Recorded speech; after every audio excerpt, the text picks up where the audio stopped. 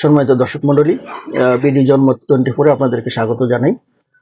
আজকে আমরা সমসাময়িক ইস্যুতে কথা বলবো। দেশের শ্রীমান সাংবাদিক, কবি ও রাষ্ট্রচিন্তক জনাব ফরহাদ মাজার সাহেবের সাথে আমরা কথা বলবো।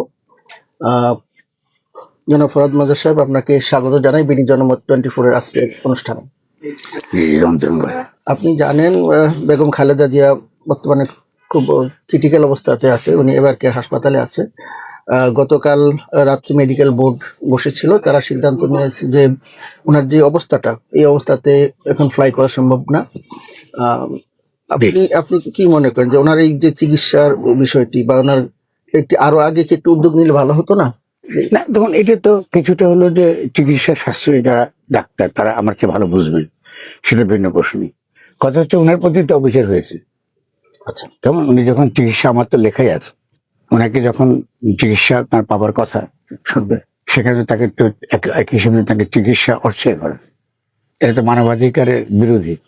যেমন এটা তো টর্চারের মধ্যে পড়ে যে আপনি যে চিকিৎসা পাওয়ার যে অধিকারটা আপনার আছে, আপনি যদি বন্দীকে যদি সে চিকিৎসা না দেন, এটাকে কিন্তু মানবাধিকারের লঙ্ঘন, গুরুতর লঙ্ঘন।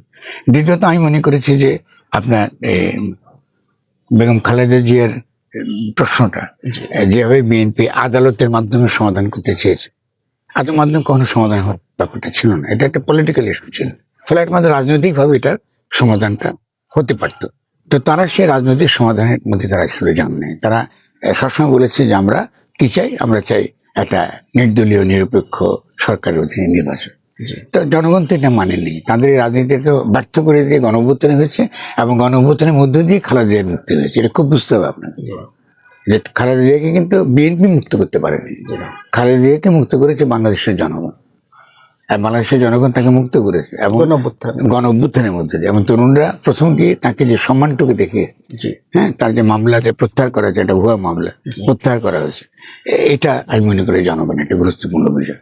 এবং তার যে আপসহীনতা, মানে যে পুরো লড়াইয়ের সময় থেকে, সে 1/11-এর পর থেকে, হ্যাঁ, তিনি যেভাবে একটা দৃঢ় একটা অবস্থানে দাঁড়িয়েছিলেন যে একটা ফ্যাসিস্ট ব্যবস্থা, একটা ফ্যাসিস্ট শক্তির বিরুদ্ধে তার এই নিরাপোষ যে অবস্থানটা, এটা তাকে যে একটা তার যে ভাবমূর্তি তৈরি করেছে, রাজনৈতিক ভাবমূর্তি, তার যে আদর্শিক যে ভাবমূর্তি, এটা বাংলাদেশের রাজনীতির অত্যন্ত গুরুত্বপূর্ণ একটা সম্পদ।